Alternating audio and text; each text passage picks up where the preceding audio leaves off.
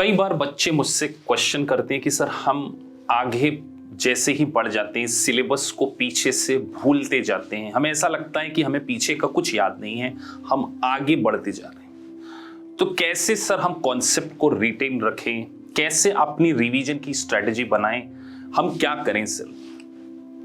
तो सबसे पहले मैं एक बात आपसे कहूं कि आप याद करने की कोशिश क्यों करते हो? आप समझने की कोशिश कीजिए। जितना ज्यादा आप याद करने की कोशिश करेंगे उतना आपको वो कॉन्सेप्ट, वो टॉपिक डिफिकल्ट लगेगा। तो मेरी पहली एडवाइस आपको यही है कि डोंट क्रैमिंग दी प्रोविजंस। आप चीजों को समझने की कोशिश कीजिए, उसके पीछे के लॉजिक को अंडरस्टैंड कीजिए। और जब आपको एक बार लॉजिक अच्छे से अंडरस्टैंड हो जाए तो उसके बाद आपको क्या करना चाहिए जानते हैं?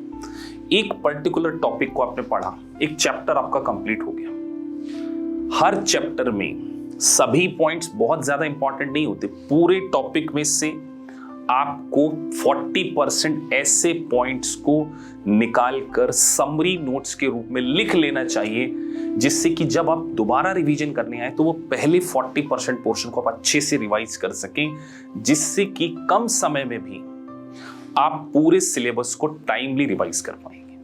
तो पहली बात मेरी आपको टिप यही है कि आप थ्योरी को याद करने की जगह समझने की कोशिश कीजिए, और उसके बाद जो भी आपको समझ आया है पूरे चैप्टर की समराइज नोट्स एक कॉपी में थोड़ा चार्ट बनाकर, थोड़े निमोनिक टेक्निक्स बनाकर उसको अच्छे से नोट डाउन कीजिए। जानते हैं लिखने का सबसे बड़ा फायदा क्या है?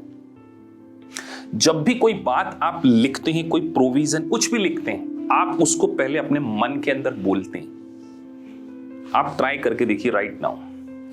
आप कोई भी ऐसी बात नहीं लिख सकते जो आप पहले अपने मन में नहीं बोलते। अपना नाम भी लिखने की कोशिश कीजिए। जैसे अगर आप लिख रहे हैं राहुल, अगर आप राहुल भी लिखने की कोशिश करेंगे ना तो पहले आपके मन में वो चलेगा। तो लिखी हुई चीजें ज्यादा लंबे समय तक रिटेन रहती। उसके बाद ये मेरा बड़ा फेवरेट है,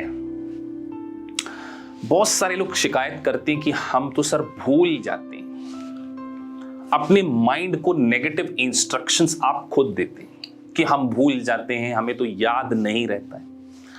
इसकी जगह आप एक बार ये ट्राई करके देखिए ना कि हमें तो सब याद रहता है, हम तो भूलते ही नहीं है। जब आप आपके माइंड को ये पॉजिटिव सिग्नल देना शुरू कर देते कि नहीं मुझे तो याद रहेगा, मैं तो भूलता ही नहीं हूं, तो माइंड वैसे वर्क करना शुरू कर दे। आपको चीजें 100% याद रहने लगेंगी। तो पहले आप लिखें, समराइज करें और अपने माइंड को इंस्ट्रक्शन दीजिए कि मैं भूलता नहीं हूं, मुझे तो याद है। और एक और बात, चैलेंज योरसेल्फ। जब कभी भी आप रिवीजन करने बैठते हैं ना तो एक फिक्स पैटर्न में रिवीजन मत कीजिए कि पहली unit, second, third, fourth, fifth. उससे बेटर है अगर आपने 5 यूनिट को एक साथ पढ़ लिया है तो कोशिश कीजिए कि पहले फोर्थ को आपने रिवाइज कर लिया, फिर फर्स्ट को रिवाइज कर लिया, फिर सेकंड को रिवाइज कर लिया, फिर फिफ्थ को रिवाइज किया। इससे क्या होगा कि आप अपने आप को चैलेंज कर रहे हैं, प्री डिटरमाइंड फॉर्मेट में चीजों को याद नहीं कर रहे हैं, आप अपने आप को कॉम्प्लेक्स सिचुएशन में डाल रहे हैं और उस तरीके से रिवीजन कर रहे हैं। तो आपका माइंड कॉम्प्लेक्स चीजों को अंडरस्टैंड करने में आपकी हेल्प करेगा। रिवीजन आपका बहुत लंबे लंबे अंतराल में नहीं होना चाहिए कि अगर आपने 5 यूनिट पढ़ी है तो 1 यूनिट पढ़ने के 2 महीने बाद उसको रिवाइज कर रहे हैं। कोशिश कीजिए कि 1 वीक में जो भी आपने पढ़ा है 3 to 4 डेज में उन समरी पॉइंट्स को एक बार देख लीजिए, फिर आप आगे बढ़ जाइए। एटलीस्ट वीक में अपने सिलेबस को आपको क्या करना चाहिए? रिवाइज करना चाहिए। और एक बात मैं आपसे और कहने जा रहा हूं,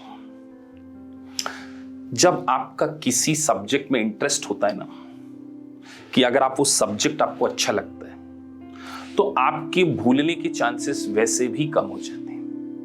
तो अगर आपको किसी टॉपिक को इंटरेस्टिंग बनाना है तो आप उसके ऊपर थोड़ा सा रिसर्च कर सकते हैं। कोई कॉम्प्लिकेटेड टॉपिक्स के ऊपर आप रिसर्च कर सकते हैं। जैसे मैं यूएस टैक्सेशन में बात करूं, लेट्स से कई बार स्टूडेंट्स को फेडरल टैक्स में फाइका टैक्स थोड़ा सा डिफिकल्ट लगता है, तो मैं उनको एडवाइस करता हूं कि आप मुझसे क्लासेस तो ले रहे हैं, आप कोशिश कीजिए यूट्यूब पे और इसके बारे में रिसर्च कीजिए, थोड़ा गूगल पे रिसर्च कीजिए, तो आपको और भी बेटर पॉइंट्स पता चलेंगे।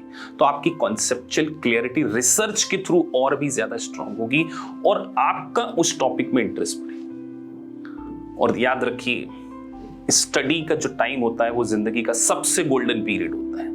इस गोल्डन पीरियड को जितना हैप्पी रह के, जितना खुश रहकर आप पढ़ेंगे, आपकी एग्जाम में सक्सेस होने के चांसेस उतने ही ज्यादा होंगे। लास्ट में नहीं कहूंगा, खुश रहकर पढ़ाई कीजिए, हैप्पीनेस के साथ में अपनी स्टडी को एंजॉय कीजिए। एजुकेशन आपकी लाइफ में ट्रांसफॉर्मेशन लेकर आ सकती है। तो इस छोटे से वीडियो में बस इतना ही। Thank you for watching this video. Thank you very much.